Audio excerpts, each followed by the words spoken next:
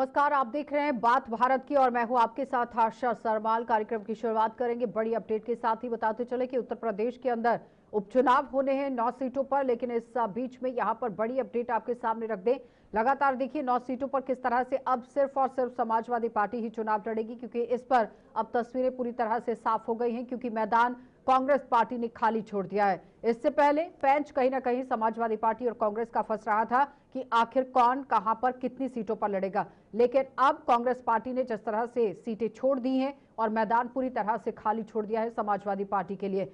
अब उत्तर प्रदेश के अंदर जब उपचुनाव होते हैं तो क्या कुछ समीकरण बनेगा, ये देखने वाली बात रहेगी, क्योंकि लोकसभा चुनावों की अगर बात करें तो 37 सीटें जीतकर समाजवादी पार्टी सत्ता में काबिज तो नहीं हुई, लेकिन एक बड़ी पार्टी बनकर उत्तर प्रदेश के अंदर सामने जरूर आई। लेकिन इस बीच में अब उपचुनाव जहां पर होने हैं, 9 सीटों पर उपचुनाव होने हैं, जिसमें से 5 पर पहले से ही समाजवादी पार्टी का कब्जा है और 4 जो बच गई हैं उस पर किस तरह से खेल समाजवादी पार्टी की तरफ से किया जाएगा, ये बड़ी बात रहेगी। अब इसी पर चर्चा करना बहुत जरूरी रहेगा कि अगर कांग्रेस पार्टी की तरफ से मैदान को खाली छोड़ दिया गया है तो अब समीकरण क्या कुछ बनेंगे। चलिए, दोनों हमारे गेस्ट हमारे साथ जुड़ गए हैं, पैनल की ओर ही बढ़ जाते हैं।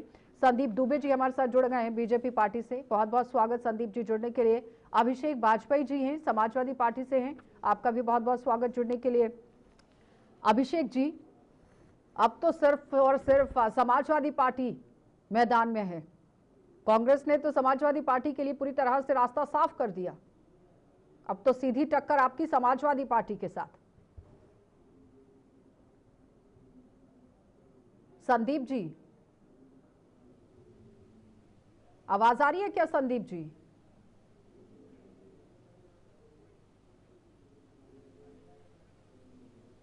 आवाज नहीं आ रही है संदीप जी, लेकिन फिलहाल अगर मैं अपने दर्शकों को बताऊं तो अनम्यूट कर लीजिए प्लीज संदीप जी। आवाज आ रही है जी, बोलिए। देखिए, जो उत्तर प्रदेश में अभी जो उपचुनाव होने हैं, उसमें जो सबसे महत्वपूर्ण विषय है वो ये है कि हम लोग को 2 बातें समझने की आवश्यकता है। भारतीय जनता पार्टी ये उपचुनाव में सभी 9 सीटें जीतेंगी। उसके पीछे जो हम उत्तर प्रदेश की जो स्थिति है वो है कि अभी भी लॉ एंड ऑर्डर जो है उत्तर प्रदेश का मुख्य चुनावी मुद्दा होने वाला है। दूसरा जो सबसे बड़ी बात है, जब अखिलेश जी की सरकार रही उत्तर प्रदेश में या बसपा की सरकार उत्तर प्रदेश में रही तो आए दिन वहां दंगे होते थे। जो स्थिति थी लॉ एंड ऑर्डर की किसी से छुपी नहीं। दूसरा, उत्तर प्रदेश में जो काम हुआ है वो आर्थिक दृष्टिकोण से उत्तर प्रदेश को यशस्वी मुख्यमंत्री योगी आदित्यनाथ जी ने समृद्ध किया है, मजबूत किया है। हमारी बहन बेटियों की सुरक्षा उनकी पहली प्राथमिकता रही है। ऐसा समाज का नवनिर्माण किया जहां पे सभी के मन में हिम्मत आई है, हिम्मत जगी है और स्वच्छंद होके वो इस वातावरण में रह पा रहे हैं। हमारे अभिषेक भाई हंस रहे हैं, लेकिन विषय ये है कि जब उत्तर प्रदेश में उपचुनाव होंगे तो इस चुनाव में आम जन मानस जो है अपनी भूमिका तलाशेगी कि लिखे तारीख गुलशन की तो हमें भी याद रखना, हमने भी लुटाए हैं चमन में आसियां अपना। ऐसे मुख्य विषय जो है हमारी जो उत्तर प्रदेश की सरकार है उसके जो कार्य हैं उस कार्य को लेके हम जनता के बीच जा रहे हैं। यशस्वी मुख्यमंत्री योगी आदित्यनाथ जी के नेतृत्व में हमें बहुमत तो है ही है। ये 9 सीट जीतने के बाद हमें और ज्यादा जनता का काम किया है उसी को मद्देनजर रखते हुए जनता वोट करेगी, लेकिन अभी तो सवाल ये बनेगा कि क्या वाकई में विकास के मुद्दों को ध्यान में रखते हुए जनता वोट करेगी या फिर जातिवाद की तरफ चली जाएगी, जातीय समीकरण उत्तर प्रदेश में बनेगा। पहले इस पर जवाब दीजिए। वो कह रहे हैं कि सरकार ने तो बहुत काम किया। तो बड़ा हुआ समाधान। आशा जी, मेरे से प्रश्न है आपका। जी, ये आवाज बहुत इको हो रही है। आशा जी, जैसा कि क्योंकि जब आप इन चीजों की बात करते हैं, क्योंकि हम तो पीडीए की बात करते हैं, हम तो पूरे समाज की बात करते हैं और समाज के सारे मुद्दे प्राथमिकता के तौर पे उठाते हैं और मुद्दों की बात करते हैं, क्योंकि हम वो समाजवादी हैं, दिलों में आग आंखों में ख्वाब रखते हैं और जन जन के मुद्दे की बात रखते हैं। क्योंकि जब संदीप जी ने बात कही तो उपचुनाव के अगर समीकरण में अगर आप देखेंगे तो क्योंकि जनता के मुद्दों के साथ साथ महंगाई भी मुद्दा होगी, क्योंकि त्योहारों का सिलसिला चल रहा है और व्यवस्था, क्योंकि संदीप भाई ने खुद इस बात को कहा, तो संदीप भाई कहीं ना कहीं इस बात को मानते हैं कि इस समय कानून व्यवस्था कहीं पे कुछ है ही नहीं, सिर्फ ढाक के 3 पात वाली बात है। अभी उन्होंने बात कही कि यशस्वी मुख्यमंत्री योगी आदित्यनाथ, जब आप यशस्वी लगाते हैं तो बहुत बड़ी चीज हो जाती है, बहुत बड़ी चीज हो जाती है यशस्वी। अब आप ये समझ लीजिए, जिस यशस्वी मुख्यमंत्री की बात कर रहे थे, तो उपचुनाव में हरियाणा में जा करके कटेंगे तो बटेंगे जैसे नारों का उपयोग करते हैं वो, उत्तर प्रदेश की विकास गाथा ये बताते हैं, लेकिन उत्तर प्रदेश की विकास गाथा मुझे लगता है कि हरियाणा में भी उनको बताना चाहिए था। तो अगर गाथा बता रहे होते तो कटेंगे और बटेंगे जैसे नारों का उपयोग ना कर रहे होते। 9 सीटों पे आप निश्चिंत रहिए, समाजवादी पार्टी अपने झंडे गाड़ने जा रही है, और क्योंकि चार सीटें हमारी पहले से ही थी और हम इनमें बढ़ोतरी करके तकरीबन 8 सीटों की हम जीत दर्ज करें। ठीक है, राहुल सिंह भी हमारे साथ जुड़ गए हैं कांग्रेस पार्टी से। आपका भी बहुत बहुत स्वागत राहुल जी जुड़ने के लिए। संदीप जी जवाब दीजिएगा। वो कह रहे हैं कि 4 सीटों पर तो पहले से ही काबिज हैं और अगली 5 पर लगातार काम जारी है। कटेगे बटेगी तरफ से जो बयान जारी हुआ है योगी आदित्यनाथ की तरफ से, उसको लेकर कुछ नहीं होने वाला उपचुनावों में। आशा जी देखिए, अभिषेक भाई अपने पार्टी का पक्ष रखने के बजाय उन्होंने जो विषय, आपने राहुल जी से प्रश्न पूछा, मेरे से पूछा? नहीं, संदीप जी आप ही हैं। हाँ, अच्छा, ऑलराइट। अभिषेक भाई अच्छे पार्टी की तरफ से अपना पक्ष रखते हैं। उन्होंने अपनी बातें नहीं कही कि समाजवादी पार्टी किन किन मुद्दों को लेकर उपचुनाव में जनता के बीच वोट मांगने जा रही है। उन्होंने सीधे सीधे अपना आरोप लगाया और आरोप लगा के यशस्वी मुख्यमंत्री जी को बदनाम करने की कोशिश की। देखिए, विपक्ष की यही साजिश है। वो मोदी जी और योगी जी से नीचे तो बात ही नहीं करती विपक्ष के कोई नेता, जो सपा हो या कांग्रेस हो। रही बात देखिए कांग्रेस की, तो कांग्रेस का कोई वोट बैंक उत्तर प्रदेश में कोई जनाधार बचा नहीं है। वो समाजवादी पार्टी के कृपा मात्र पार्टी है। उनके कृपा पे 2-4 सीटें जीत जाते हैं अगर देती है तो, और नहीं तो कांग्रेस का वोट ये नहीं है कि वो ट्रांसफर हो पाए। हाँ, अभिषेक जी जरूर चतुराई दिखाते हैं, चतुराई दिखाते हुए अपने पक्ष इसलिए रखना ऐसा चाहते हैं ऐसे विषय को कि वो वर्ग विशेष और जाति विशेष की जो समाजवादी पार्टी के लिए आपने सीटें छोड़ दी, उसमें उनको मजबूती, यानी कि ठीक है संदीप जी, आपने समाजवादी पार्टी के लिए सीटें छोड़ दी, मैदान खाली कर दिया, लेकिन आपको लगता नहीं है कि खामियाजा आने वाले समय में आपको भी भुगतना पड़ सकता है? क्योंकि अगर लड़ेंगे ही नहीं तो फिर बड़ी पार्टी किस तरह से बनेंगे? और संदीप जी कह रहे हैं कि वोट बैंक भी कोई इतना बंटने वाला नहीं है। ठीक है, नमस्कार साथियों। देखिए आशा जी, बात हमारे पार्टी की नहीं है और बात हमारे पार्टी की बड़े और छोटे होने की नहीं है। बात यहाँ देश के जनता की है और जो हमारे अच्छा बताइए, नेता का काम क्या होता है? नेता का काम आके भाषण देना होता है खाली, कि कोई भी नेता चुना जाता है, चाहे वो विधायक हो या सांसद हो, चाहे कोई कॉर्पोरेटर हो, उसका काम है इकोनॉमिक और सोशल सुधार लाना समाज में। जिस भी लेवल पे है वहां से और ऊपर जाए। ठीक है, कोई स्टेट थोड़ा कम कमा रहा है, कोई स्टेट के लोग का इनकम थोड़ा ज्यादा है, लेकिन जो भी हमारे पिछड़े हुए तबके हैं हर स्टेट के, ठीक है, हर नेता का ये काम होना चाहिए कि इकोनॉमिक और सोशल वेलफेयर की बात करे और समाज को एक बढ़िया समाज के लिए काम करे। अपना पार्टी बड़ा बन जाना ये मुद्दा नहीं है। आज देखिए इंडिया गठबंधन में जितनी भी पार्टियां हैं, हम लोगों को एक कौन रख रहा है? ये मुद्दे जो समाज के, ये जो मुद्दे हैं, आप देखिए सरकारी स्कूल, 1 लाख सरकारी स्कूल बंद हो गए हैं पिछले 7-8 साल में, 9 साल में। तो ये सब मुद्दे हैं। प्राइवेटाइजेशन के नाम पे पब्लिक के प्रॉपर्टी को बेचा जा रहा है, तो ये सब मुद्दे हैं। आज देखिए एथिक्स की बात करते हैं, ये राष्ट्रवाद की बात करते हैं, लेकिन ये ध्यान दीजिए कि राम रहीम को हर बार इलेक्शन, इलेक्टोरल इलेक्शन, कोई भी इलेक्शन हो, ठीक है, उसके पहले क्यों छुड़वा लेते हैं? राजस्थान में इलेक्शन हो, हरियाणा में इलेक्शन हो, क्यों छुड़वा लेते हैं? तो ये एथिक्स कहा गया। और समाज में हमने अपने मैनिफेस्टो में क्लियर लिखा है कि जो ये लोग जो एग्जाम कंडक्ट कराने में जो धांधलेबाजी करते हैं, हम वो धांधलेबाजी को बंद करेंगे। राहुल जी, फिर तो फाइट बीजेपी और समाजवादी पार्टी के बीच में बच गई, और मायावती अगर थोड़ा बहुत बीच में आती हैं तो थोड़ा सा फैक्टर वो भी बना देंगी। लेकिन सवाल मेरा आपसे जो था वहां से आप भटक गए। मैंने कहा कि इस तरह से अगर आप सीटें छोड़ते रहेंगे तो फिर बड़ी पार्टी कैसे बनेंगे? एक सवाल। दूसरा ये कि मुलायम सिंह यादव भी गठबंधन को लेकर ज्यादा लाभदायक नहीं मानते थे, और ये कोई पहला मौका नहीं है। आशा जी, कांग्रेस आज की पार्टी नहीं है। कांग्रेस ने आजादी की लड़ाई में सारे आंदोलन किए और आजादी की लड़ाई में कांग्रेस सबसे आगे थी, और इस देश के लोग कांग्रेस से जुड़े हुए थे। कांग्रेसी तो इस देश के सारे लोग थे जो आंदोलन से जुड़े हुए थे, गांधी जी के, नेहरू जी के, सुभाष चंद्र बोस के, सारे। क्या सुभाष चंद्र बोस हमारे कांग्रेस के प्रेसिडेंट नहीं रह रहे हैं? तो इसलिए कहने का मतलब है कि हमारे एंसेस्टर्स ने इस देश को आजाद कराया, आजादी की नींव रखी, और हमारे फाउंडिंग फादर्स ने इस देश की नींव इतनी बुलंद रखी कि आज इंडिया को, छोटी पार्टी नहीं है, आज इंडिया पूरे दुनिया का सबसे बड़ा कंज्यूमर बेस बना हुआ है। ठीक है, तो मैं कह रहा हूं कि आज इस देश के लोगों को, इस देश के युवाओं को सांप्रदायिकता के राह पे कौन ढकेल रहा है?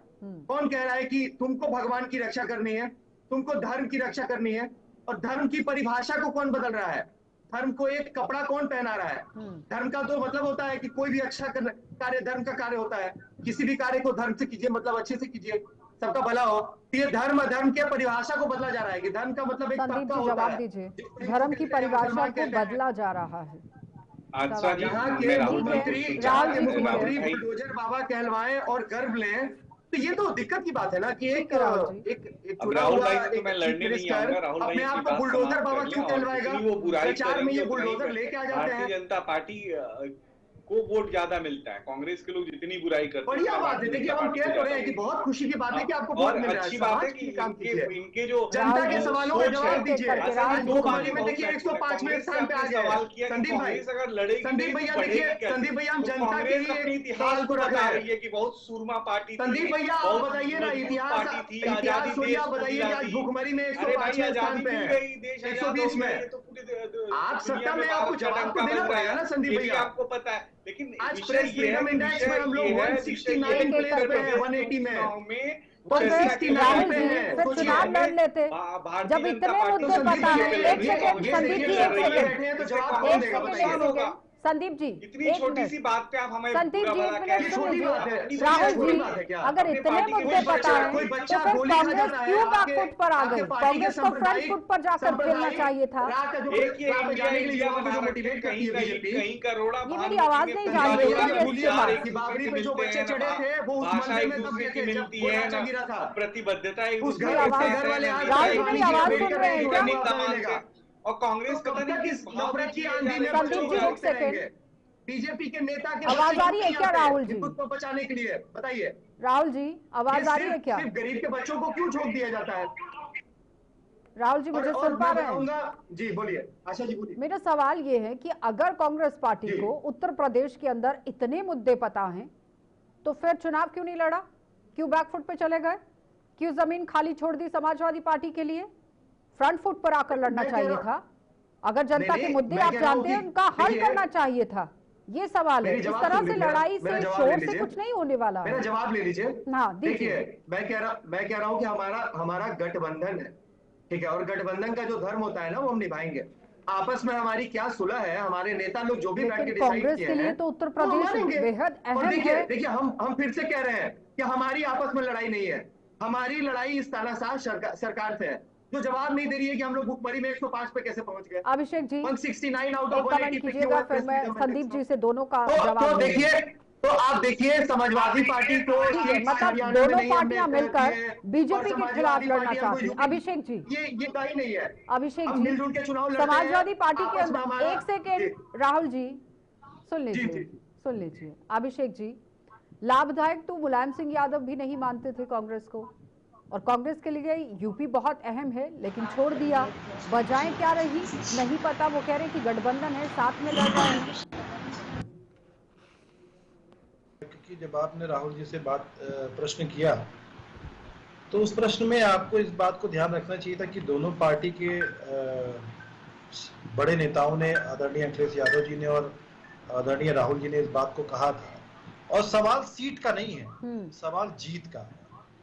और समाजवादी पार्टी ने जब अपने प्रत्याशी घोषित किए और जब दोनों ऊपर के सभी नेता जब अमली जामा पहना दिया उन लोगों, तो हम कार्यकर्ताओं का काम होता है कि जो भी है उन जनता के मुद्दों पे लेकर के जनता के बीच जाए और मुद्दों को आगे लेकर के बढ़े। हमारे संदीप भाई ने इस बात को कहा था, तो मैं बिल्कुल उनको याद दिला दूं कि सबसे पहला मुद्दा तो उन्होंने कानून व्यवस्था पे जब बात कही, तो सबसे पहला मुद्दा तो शायद उन्होंने सुना नहीं है, तो उन्होंने सबसे पहला मुद्दा तो उन्होंने स्वयं बताया कानून व्यवस्था। तो मतलब इसका मतलब यह कि वो खुद एक्सेप्ट कर रहे हैं कि सबसे बड़ा आज के देश में कानून व्यवस्था मुद्दा है, जिसको ढाक के 3 पात हो रखे हैं, धज्जियां उड़ रखी हैं। उत्तर प्रदेश में कानून व्यवस्था नहीं बल्कि जंगल राज चल रहा है, एक बात। दूसरी चीज कि अगर आप दूसरे तौर पे देखेंगे तो भ्रष्टाचार, इन्हीं के पार्टी के भाजपा के विधायक ने कानपुर में देखिए अभी जो 61 करोड़ रुपए का पुल बना था, कैसे भ्रष्टाचार हुआ। विधायक जी ने उनको कमीशन नहीं पहुंचा तो उन्होंने भ्रष्टाचार को उजागर किया और जनता जनार्दन ने इस बात को देखा। तीसरी बात आ रही थी कि जमीन कब्जा करने की बात। उत्तर प्रदेश में आज के समय में भारतीय जनता पार्टी के किसी भी नेता को आप देख लेंगे किसी न किसी जमीन कब्जा करने के आरोप में वो चल रहे हैं और आगे बढ़ रहे हैं। चाहे बागपत में ध्रुव नाम के व्यक्ति की जमीन हो, चाहे उत्तर प्रदेश की अवैध बिल्डिंग, उत्तर प्रदेश की राजधानी लखनऊ में अवैध बिल्डिंग गिरने की बात रही है तो उसमें भारतीय जनता पार्टी के विधायक स्वयं आ जाते हैं। कानून व्यवस्था, भ्रष्टाचार, मैं तो आंकड़ों की बात कर रहा हूँ, अवैध जमीनों पर उसके कब्जा। बाद देखिए आशा जी, देखिए समाजवादी पार्टी किन मुद्दों पे जा रही चुनाव लड़। इनको याद होना चाहिए जब बसपा सरकार थी तो 364 दंगे हुए उनके कार्यकाल में। संदीप जी, आज भी क्या 2012 से ज्यादा बड़े दंगे। आज भी आपको आवश्यकता है, कम से कम दूसरे टर्म की सरकार चला रहे हैं, उसके बाद भी अगर आपको समाजवादी पार्टी या किसी दूसरे पार्टी की आवश्यकता पड़ रही है तो मुझे लगता है कि नैतिकता के आधार पर आपको इस्तीफा दे देना चाहिए। प्रदेश से जब आप आज भी अगर दूसरी पार्टियों को देख रहे हो तो आपकी पार्टी का काम कर रहे हैं।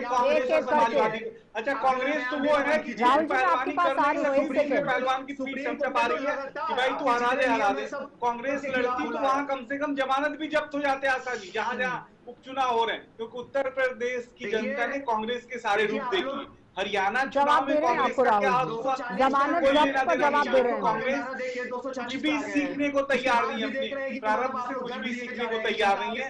जो लोग कल उनको गाली दे रहे थे, जो लोग भला बुरा कांग्रेस संदीप जी जवाब दे रहे हैं जमानत वाले बयान पर। यूपी में अखिलेश जी उनके मित्र हो गए हैं, अभी बिहार चले जाइए, बिहार में लालू जी का परिवार उनका मित्र हो गया है। जहां जहां जिन स्टेटों में चले जाइए, जो करप्शन के मामलों में घिरे हुए लोग हैं, जो भ्रष्ट लोग हैं, जो भ्रष्टाचार के पोषक हैं, वो कांग्रेस उनकी हित ऐसी है।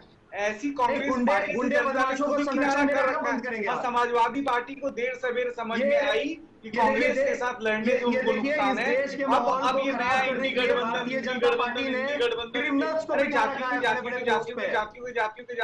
जातियों के गणित से जब पूछने के लिए तैयार नहीं है तो इंडी करने से क्या होगा? जो लेकिन सवाल यहाँ पर ये है, जनता को कांग्रेस को जनता सबक सिखा रही है। जनता दंगाई बनेगी, आप वोट खाएंगे, गाय कचरा खाएगी, आप वोट खाएंगे, उसको राज्य माता अरे भैया सुन लो, कितना खराब पॉलिटिक्स है। भारतीय जनता पार्टी को आ रही है, समाज के काम नहीं आ रही है। अभिषेक जी को ले आइए।